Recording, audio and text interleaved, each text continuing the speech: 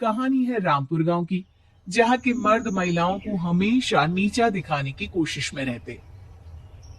अरे अभी तक खाना नहीं आया। क्या मुझे एक और शादी करने की जरूरत है? नहीं जी नहीं, ऐसा मत करना, वरना मैं कहाँ जाऊंगी।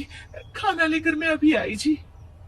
गांव की पंचायत में भी फैसले हमेशा औरतों के खिलाफ ही रहते।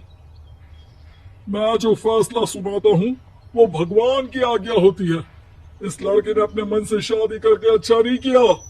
लड़के को घर भेज दो और इसकी शादी इसकी जाति की किसी लड़के से करवा दो।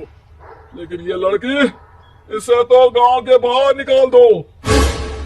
नहीं नहीं जमींदार साहब, ये क्या बोल रहे हैं? ऐसा नहीं हो सकता। मेरी बेटी मासूम है, इसे अच्छे बुरे की समझ नहीं है। अरे कहाँ जाएगी ये बेचारी? कहाँ जाएगी? इतनी चिंता है तो पूरे परिवार का गांव निकाला कर देते हैं। बेचारी, पूरे बसे बसाए परिवार को गांव छोड़ना पड़ता है। चाहे जो हो, अगर बेटियों को कंट्रोल नहीं कर सकते तो गांव में रहने का कोई मतलब नहीं है। यहाँ औरतों को दब कर रहना होगा। कोई भी अपने हिसाब से कुछ नहीं कर सकता। सब ईश्वर की मर्जी से ही होगा। तभी गांव का एक आदमी दौड़ा दौड़ा आता है। सरपंच साहब, जमींदार साहब, वो कालिया है ना, उसकी बेटी पढ़ने के लिए शहर जा रही है। अच्छा, ये कब हो गया? और कालिया की हिम्मत कैसे हो गई ऐसा करने की? लेकर आओ उसे और उसकी बेटी को। बस फिर क्या था, हाजिर हो जाते हैं कालिया और उसकी बेटी सरपंच के सामने। और कालिया, ये क्या सुनने में आ रहा है? बेटी को इंजीनियर बना रहा है तू? और ये बता, गांव में तो स्कूल नहीं है, फिर कहां से इतनी क्लास पास कर गई तेरी बेटी? राधा, जो कि कालिया की बेटी है, उसे लगता है कि सरपंच उसकी तारीफ कर रहे हैं। सरपंच जी, मैंने ऑनलाइन पढ़ाई की है, डिस्टेंस लर्निंग से। सभी में मैंने अच्छे नंबर पाए हैं, जिसे देखते हुए शहर की इंजीनियरिंग कॉलेज में मुझे स्कॉलरशिप मिली है। वाह जी वाह, क्या होती है ये? पहले तो ये बताओ, फिर आगे की बात करते हैं। पूरा गांव राधा की बात सुन रहा था और राधा बोलती जा रही थी। तो ऐसे मैं फ्री में एक अच्छी शिक्षा लेकर गांव में जो कुछ परेशानियां हैं, जैसे बिजली, पानी और इंटरनेट जैसी समस्याओं के लिए काम करूंगी। मैं गांव को शहर से जोड़ने के लिए पुल का निर्माण करवाने का प्रस्ताव रखूंगी। मुझे पूरी उम्मीद है कि जल्द ही हमारा गांव भी तरक्की की राह पर चल पड़ेगा। राधा की बात सुनकर सारे गांव वाले ताली बजाने लगते हैं। सरपंच को समझ नहीं आता कि वो क्या करे। चुप रह नादान लड़की। गांव के खिलाफ जाने के लिए तुझे गांव से बेदखल कर दिया जाएगा, वो भी पूरे परिवार के साथ। और हाँ, अगर ठीक से गांव में रहना चाहती है तो ये पढ़ाई लिखाई छोड़ दे। हम तेरे लिए गांव का कोई होनहार लड़का देखेंगे। तभी गांव का एक आदमी बोल पड़ता है। अरे नहीं नहीं सरपंच जी, राधा बिटिया जो बता रही है, अगर वैसा हो जाए तो हम लोगों को पैसा कमाने के लिए बाहर नहीं जाना पड़ेगा। हाँ जी, और ना ही कोसों दूर पानी के लिए भटकना पड़ेगा। हमारे बच्चे भी अच्छी पढ़ाई कर सकेंगे और आगे बढ़ेंगे, ना कि हमारी तरह खेती करते बैठेंगे। क्यों गांव वालों, राधा बिटिया का साथ देना चाहिए ना। सरपंच देखता है कि गांव राधा के साथ है तो वो चुप हो जाता है। वो घर आकर अपने सलाहकार से बात करता है, जो बहुत ही चालाक किस्म का इंसान होता है। अरे सरपंच साहब, आपको बहुत ही होशियारी से काम लेना पड़ेगा। एक बार गांव तरक्की कर गया, यहाँ के बालक पढ़ लिए तो कोई ना पूछेगा आपको। और फिर ये जो बेटा और बेटी है ना आपके, इनको भी आम लोगों की तरह ही जीवन जीना होगा। हाँ, लेकिन करे तो क्या करे? वो ना आप मुझ पर छोड़ दीजिए, बस मैं जैसा बोलूं करते जाइए। अगले रोज सुबह जब गांव वाले सोकर उठते हैं, तो राधा के घर के बाहर और साथ ही वो लोग जिन्होंने राधा का सपोर्ट किया था, उनके घर के आगे लाल रंग से कल आऊंगी लिखा होता है। कल आऊंगी, यह क्या होता है? अरे यह तो खून से लिखा है, लगता है कोई भूत प्रेत या चुड़ैल का साया है। चलो सरपंच जी के पास चलते हैं। सभी सरपंच के पास जाकर उसे सारी बात बताते हैं।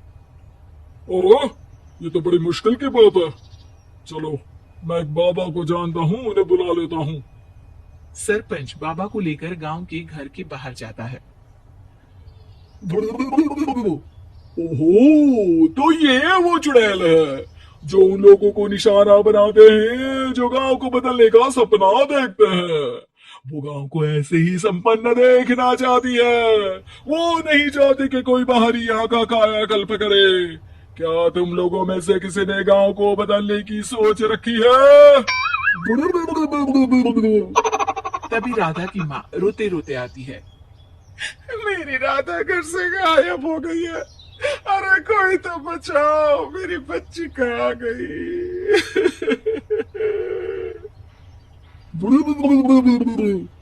ले गई वो चुड़ैल, तेरी बच्ची को ले गई।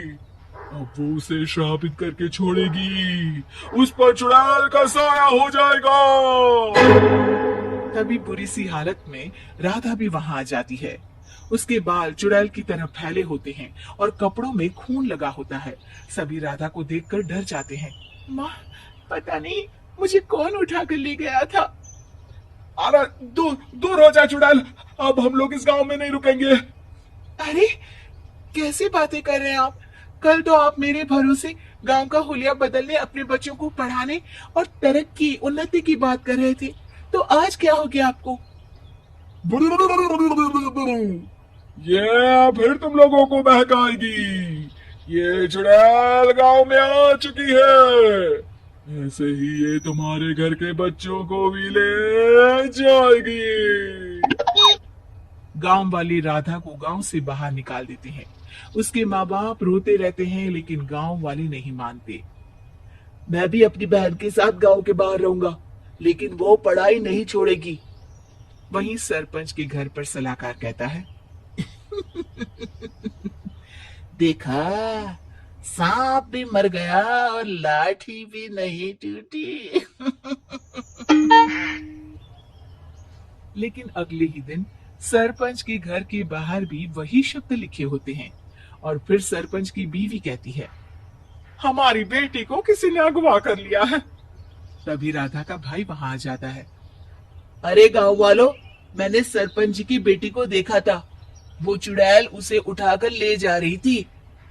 अरे क्या मजाक कर रहे हो? नहीं नहीं सरपंच जी, आप नहीं जानते। वो चुड़ैल अब आपकी बेटी में आ जाएगी, जैसे राधा के अंदर आ गई थी। तभी सरपंच की बेटी वैसी ही हालत में वहां आती है जैसे राधा आई थी। पापा, पता नहीं कैसे मैं गायब हो गई थी। चुड़ैल, इसके अंदर भी चुड़ैल का साया है, मारो इसे। अरे नहीं नहीं, इसे भी राधा के पास गांव के बाहर ही भेज दो। अरे चुप रहो, मेरी बेटी कहीं नहीं जाएगी और चुड़ैल वुड़ैल कुछ नहीं होता है। अरे कैसे बात कर रहे हो सरपंच जी? आप तो बोल रहे थे कि आपका फैसला भगवान का ज्ञान होता है, तो अपने पर बात आई तो अब आप ऐसे बोल रहे हैं। अरे ना ना ना, आपको अपनी बेटी को त्यागना ही होगा। अरे बुलाओ बाबा को। राधा का भाई बाबा को ले आता है, जिसे अब गांव वालों के डर के कारण सच बोलना पड़ता है। मैं कोई बाबा नहीं हूँ, मैं तो मोची था। ये सलाहकार महोदय ने मुझे कहा था एक्टिंग करने को। वो मुझे पैसे देने वाले हैं। अब मुझे माफ कर दो। गलती हो गई, मुझे माफ कर दो। तभी वहां राधा आ जाती है। देखा सरपंच जी, जब गांव के बच्चे साक्षर होंगे तो आप जैसे लोगों की चालाकी नहीं चलेगी।